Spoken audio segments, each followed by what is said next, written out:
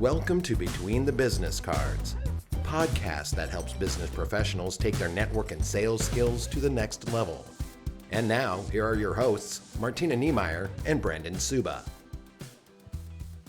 Hello, everybody, and welcome to Between the Business Cards. I'm Brandon Suba with Valley Construction. And I'm Martina Niemeyer with CenterSphere. And this podcast is to help you with tips and tricks on networking, sales, and I think I've said it a million times on what these are all about. So if you're just joining us, stick around. And if you've been listening to us, thank you for all the support. You can catch us on the CenterSphere YouTube page and Spotify and iHeart and maybe some other ones depending on when this airs. Right. So today we are going to talk about focusing on relationships, not transactions. I have a theory that I learned a long time ago, and especially in kind of these hard contact network groups like a CenterSphere group, and not so much in the networking world, although we will talk about that a little bit. But I learned this theory a while ago, and I think it's really strong because it is hard to find the referral I need today sometimes, right? Yes, and absolutely. That's the transaction piece. But if you give me a relationship that can provide those referrals, then it's a lot off your table, and now I'm in front of somebody that actually is producing these referrals on a daily basis. If you're watching, you're going to see Martina's face. Her phone just rang. That's fine. We're going to leave this in there because this is how we do the podcast. So, sorry about that. I will. Do you want me to correct that? Yeah, it's cool. Okay. Sorry, everybody. All right. Keep talking about the concept that you're talking about. Okay, well, then I'm just going to rock this. So the concept I learned about was golden egg versus the golden goose. So a golden egg is the transaction. If somebody in my group gives me a referral that they're ready to go, right? Let's say, what common industry should we use today? Plumbing was on the top of my head. Yeah, that's an easy Okay, one to cool. use. Yeah. So you have somebody and they're like, yep, my buddy's toilet backed up. He needs a plumber. I said your name. He called you. You went and did the business. Great. That is a transaction referral.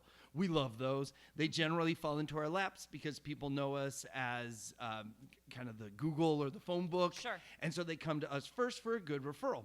Awesome. Those don't happen all the time. That's not something you can consistently set goals with because, again, they generally just fall into your lap. So that's a golden egg.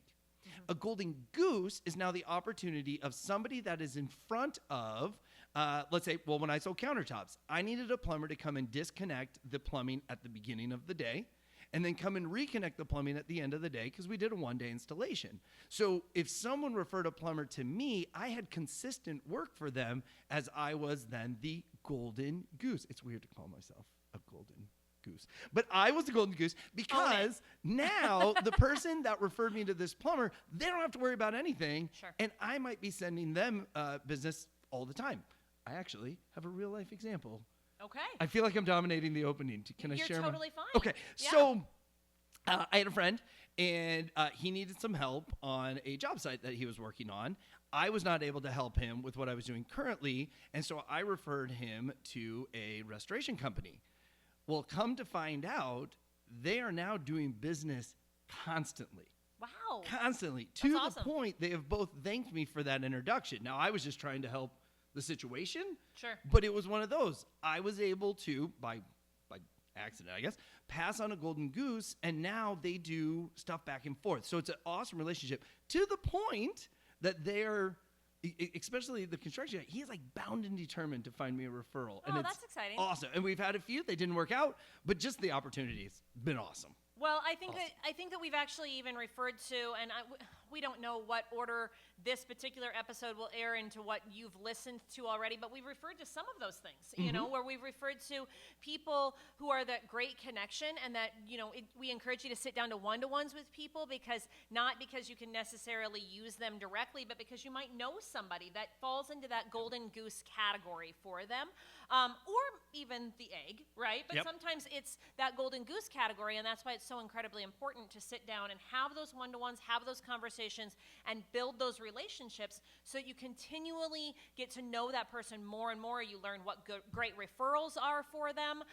You know the kind of intricacies of their business a little bit better, simply because you've gone past a transaction and into a relationship.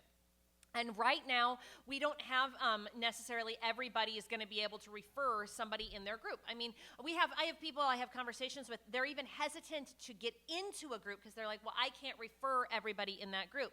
That doesn't necessarily mean that as you build that relationship, you won't eventually get to that golden goose or that referral opportunity, simply because you've gotten to know them more, you know more about their business, and things will come across your path that you've either encountered before and didn't have a great referral for them, for that person that you've encountered, or they're brand new coming across your path and now you're listening and looking for it because that person's in relationship with you.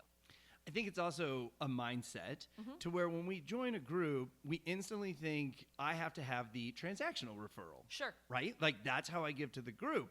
And then, like you said, I can't refer to everyone in my group. I'm going to use the example. Let's use banker. I don't think we ever use banker. So let's say there's a banker in your group. You have a banker that you have known for 20 years. You golf with them. You talk to them. Like they truly are a relationship that you value, and they give you good service.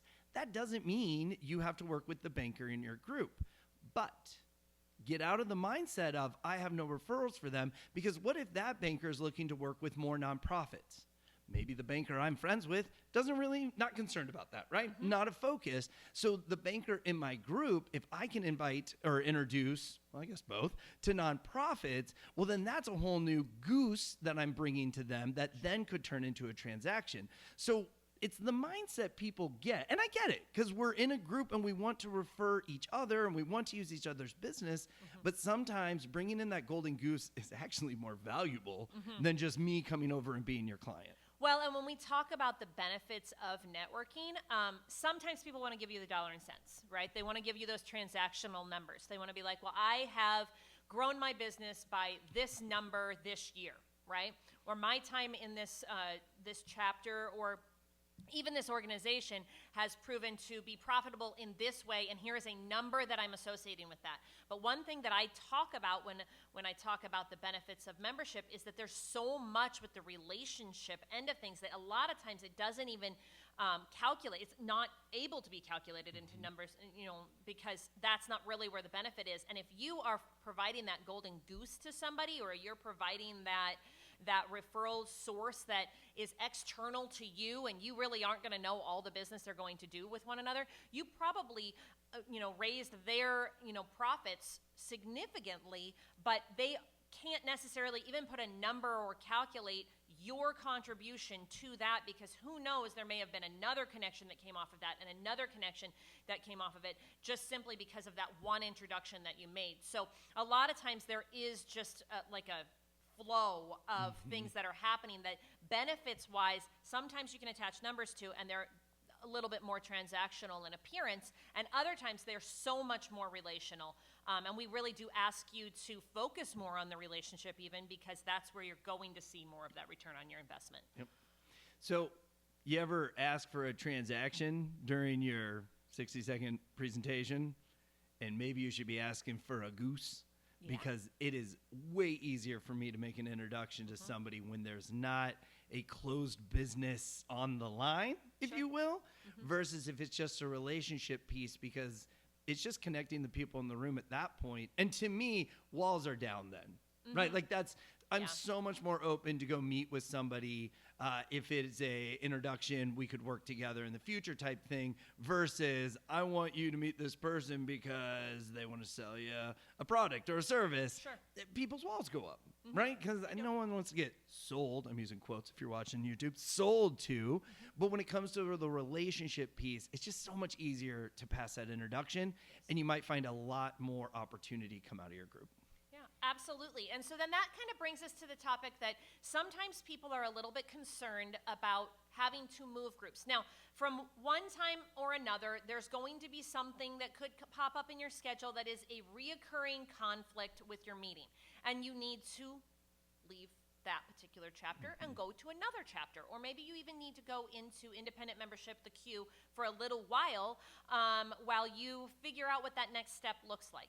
The reason it's important to focus on relationships versus transactions is because if you've built the relationship correctly, it doesn't stop and go away when you leave the room. So yes, you've invested in these 20 people, right? Every single week for 6 months, a year, maybe even multiple years, right? And then there happens to be a meeting that always is conflicting and you're going to have to miss it a bunch and you need to switch for some reason to another chapter. If you've built those relationships, it will continue to follow you. The connections will continue to follow you even if you go somewhere else. You may not be as top of mind for those people because they're not seeing you every single week, but they still will have you tucked away because they have a relationship with you, and that's what you've taken the time to build inside that chapter versus just transactions. If I've done nothing but just transactional business with people, if I leave a group, I'll find somebody else to do a transaction with. Yep. Oftentimes. Yep. Well, and if you're choosing to jump groups thinking the next one is going to be your best opportunity or you're going to find more, what it is you're just not educating them very well within the group. You're just telling them the transactionals, they're not running into them, so you're not getting anything out of it. Right. If you do the mixture of some gooses and some eggs, I love that I'm using this so much through this, but if you're giving them those different opportunities each week, they have a lot more that they can look for, a lot more opportunity that opens up, and then again, you're getting a lot more value from your seat. Yeah. I think that education piece is a fantastic point. I also think that if you don't know what a goose is for you, you need to define it. That's so true. Because so true. We maybe have been talking about this and you're like, well, I don't even know what I'd ask for. Well, think about an industry that if you had a connection in that, it could produce, like Brandon's talked about in a couple of different examples there, it could produce just a continued relationship that they're calling you in for whatever service or product or anything like that. Define that for yourself. Take some time and figure out what that looks like. Some of the things that we talk about are really easily applied. Just boom, you just go to the next meeting and apply this. Some of it you need to sit with for a minute and say, what is this for me? Where does this stand with me? And do I know that? If somebody asked me directly, could I give them an answer? And if the answer is no, you maybe need to sit with that for a little bit and figure it out. No, I was in a one-to-one. And I asked the person, I said, so what's a good referral for you? And I got the classic, you ready? Well, everybody can use my services. And I said, nope, I get that, especially in your industry. I go, but, and he had given me a pamphlet. And I go, no, but who are the people that introduce you to these people on a consistent basis? And the light bulb came on for me. It was like, oh, well, this, and this. And I was like, great. That's what I can work with because transactionally, I don't have much for you. I didn't use those words. What I told him was, for what you offer as a service, it's not a good fit for me right now. But if I can introduce you to the people that can bring you these people on a consistent basis, I bet I have 3 or 4 that I can introduce you to. And that's when it starts to feel really supportive, too. One thing we hear about the network is that people are such advocates for one another and they truly do want to support one another. It's not because they're opening their checkbooks and financially supporting them most often. Most of the time it's because they're looking for those quality connections to make for them that can be supportive to the growth of their business, to the growth of the industry in general, whatever that happens to look like, and to meet those needs. So again, that falls back on relationships. It doesn't necessarily fall back on simply transactions. I think Yeah. I think we nailed it. I think we did too. Nailed it. So we hope that this is beneficial for you. We hope that you're able to apply those things, and we hope that you're a little bit reflective on it too, because not everything is just like, oh, I took that in and that was great. We want you to digest it a little bit. Yep. And challenge yourself, because if you put 5 minutes of preparation into your meeting before the meeting, I bet that's 5 minutes more than a lot of people sitting in that room. Absolutely. All right. Well, with that, please like, share, subscribe to the podcast. That way, every Tuesday, you'll get the push notification that we got a new one to listen to. We have heard that people are using this within their groups, kind of as a education opportunity. And then, just a couple other people are listening to it. So, and then again, if you want to see how often Martina and I randomly match our outfits without any planning, check out the YouTube page, Centersphere YouTube page, and you get to see us on there even today. Yes, it's uncanny how many times it's coordinated. Uncanny. So with that, we look forward to talking to you on a future podcast. Have a great day.